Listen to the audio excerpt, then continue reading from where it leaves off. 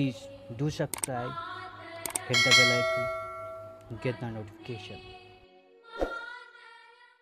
आधुनिक भारत में हम लोग कांग्रेस में गरम दल और नरम दल से संबंधित क्या क्वेश्चन बन सकते हैं उसको हम देखते हैं।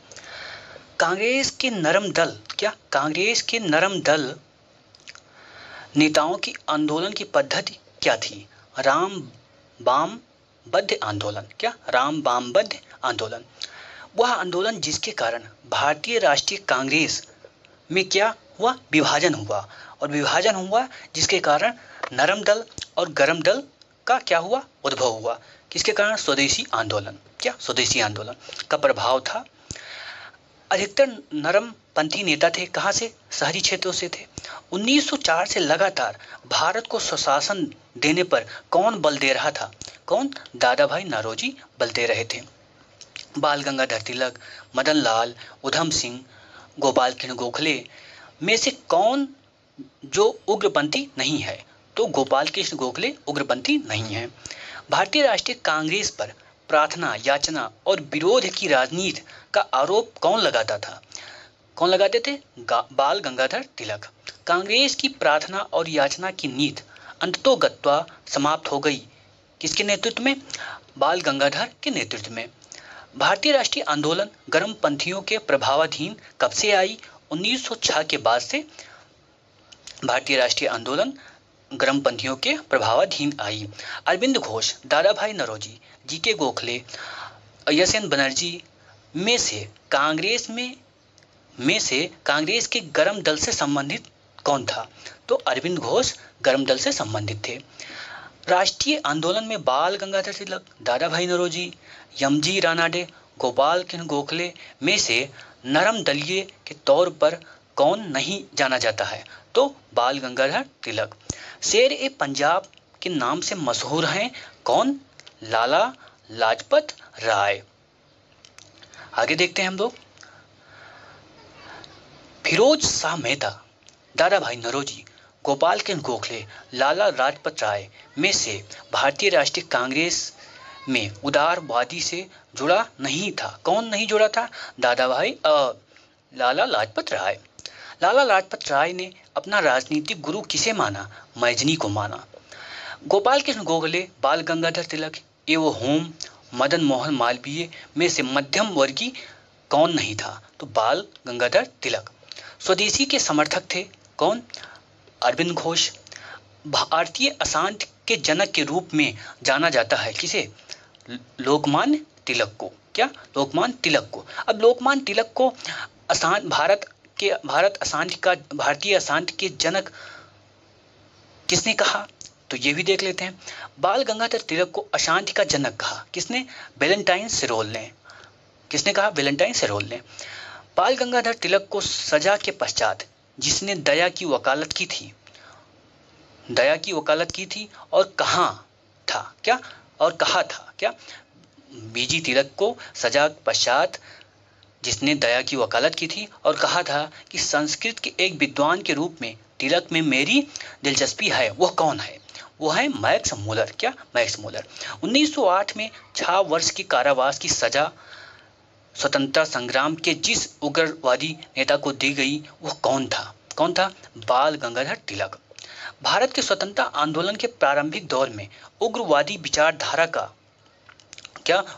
विचारधारा को निरूपित करता है। कौन निरूपित करता है? देखिए, संवैधानिक साधनों एवं याचिकाओं के स्थान पर आक्रामक साधनों से स्वशासन प्राप्त करना। भारतीय मुसलमान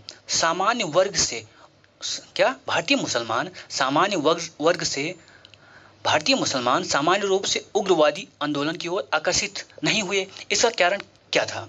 उग्रवादी की हिंदू अतीत को राग अलापने का कारण।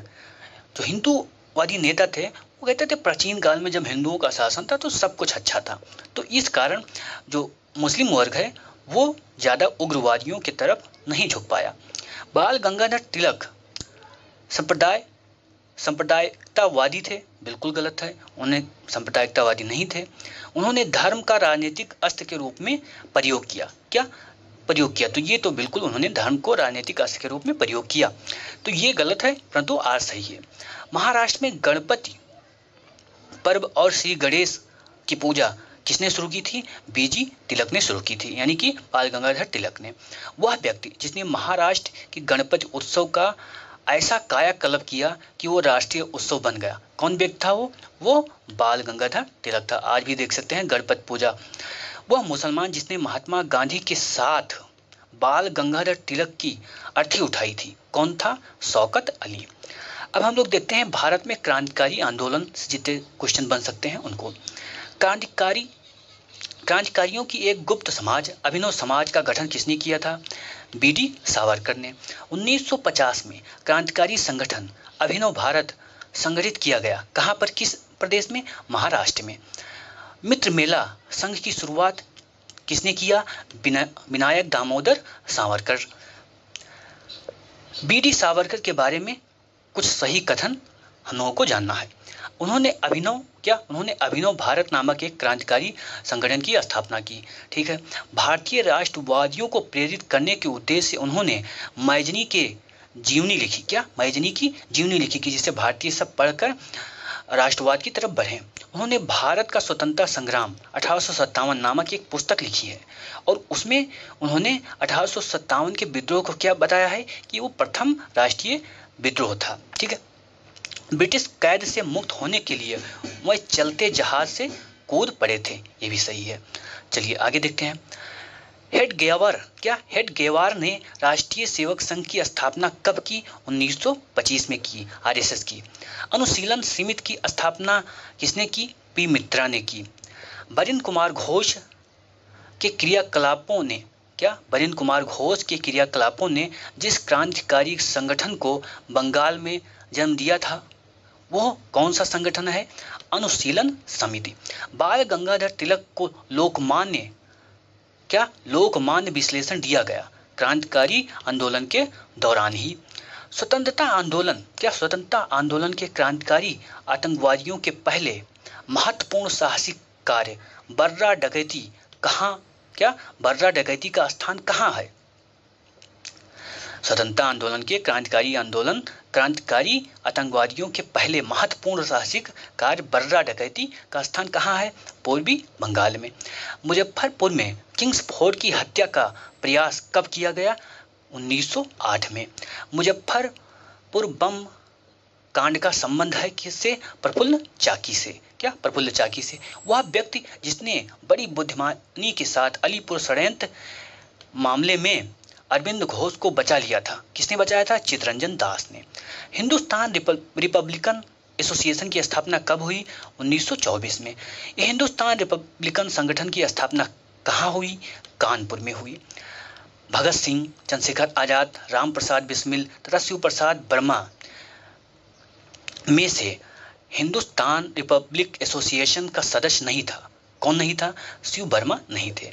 अपनी फांसी के पूर्व जिसने पीने हेतु दिए गए दूध को अस्वीकार कर दिया और कहा कि अब मैं केवल अपनी मां का दूध पीऊंगा, कौन था वो? राम प्रसाद बिस्मिल थे।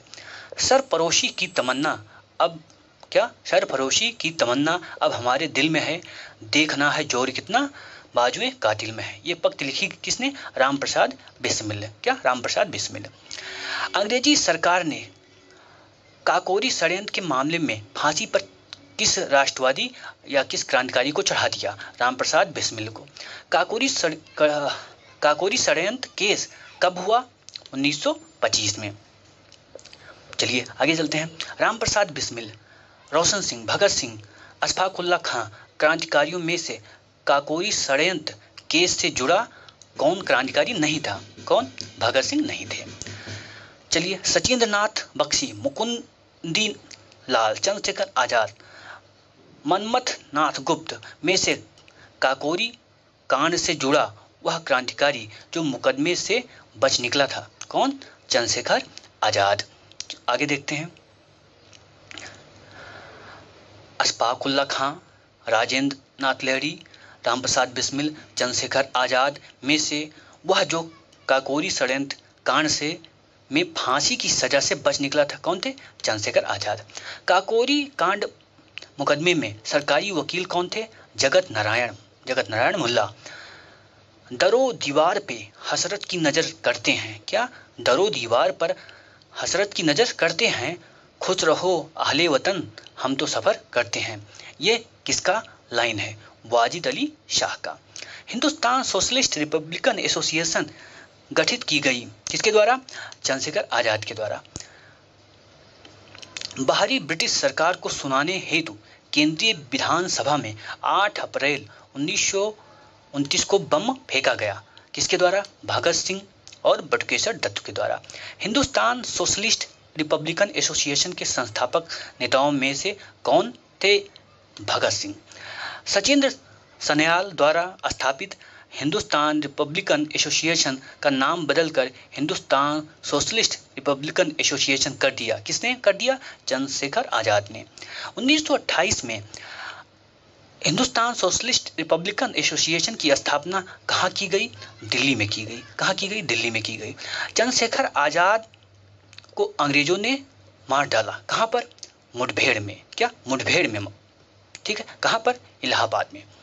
इंकलाब जिंदाबाद का नारा किसने दिया? भगत सिंह ने दिया। भगत सिंह, राजगुरु, सुखदेव को फांसी कब दी गई? 23 मार्च 1931 को दी गई। वह केस जिसमें भगत सिंह, सुखदेव और राजगुरु को फांसी दी गई, वो केस कौन सा था? वो केस था लाहौर केस। क्या?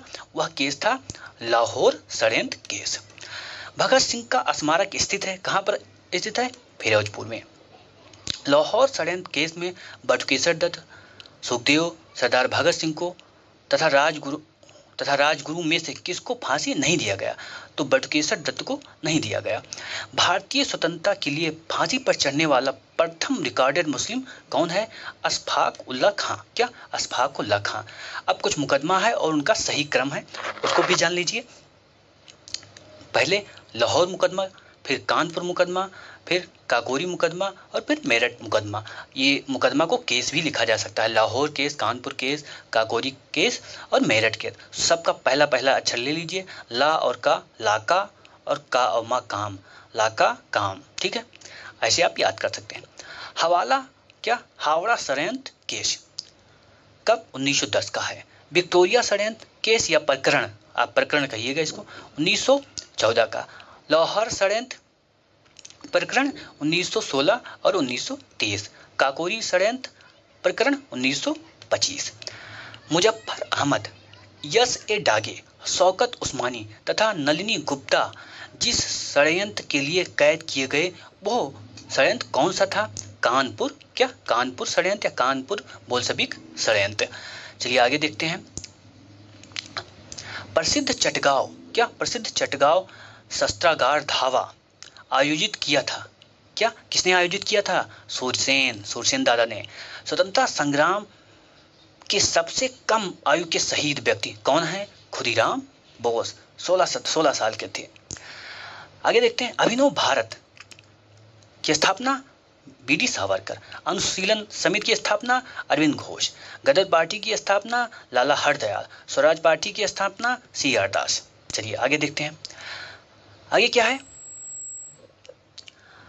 अभिनव भारत की स्थापना बी.डी. सावरकर। मित्र मेला बी.डी. सावरकर। अभिनव भारत ही क्या आगे चलकर मित्र मेला बन जाता है। इंडियन रिपब्लिकन आर्मी कौन? यश सेन ने। हिंदुस्तान रिपब्लिकन एसोसिएशन सचिंद्र नाथ सन्याल ने। आगे देखते हैं। चटगांव शस्त्रागार हमला किसने किया? सूरसेन ने। काकोरी षड्यंत्र किसके द्वारा आयोजित किया गया? राम प्रसाद बिस्मिल। और लाहौर क्या? लाहौर षड्यंत्र क्या? लाहौर षड्यंत्र किससे संबंधित है? जतिन दास। गदर पार्टी की स्थापना लाला हरदयाल। जतिन दास जिस आरोप में बंदी बनाए गए, वो क्या? वो केस या आरोप क्या था? लाहौर षड्यंत्र। और जतिन दास क्या? अभी देखिए, जेल में भूख हड़ताल के कारण जिस स्वतंत्रता संग्राम सेनानी की मृत्यु हुई वो कौन थे? जतिन दास। इन्होंने कम से कम 60 या 65 दिन तक क्या रखा? भूख उपवास रखा और भूख के कारण मर गए, लेकिन अंग्रेजी सरकार पिघली नहीं। जतिन दास भूख हड़ताल। चंद्रशेखर आजाद मुठभेड़ के दौरान मरे। अब यहाँ पर जतिन दास किसके दौरान कब मरे? भूख हड़ताल के द्वारा।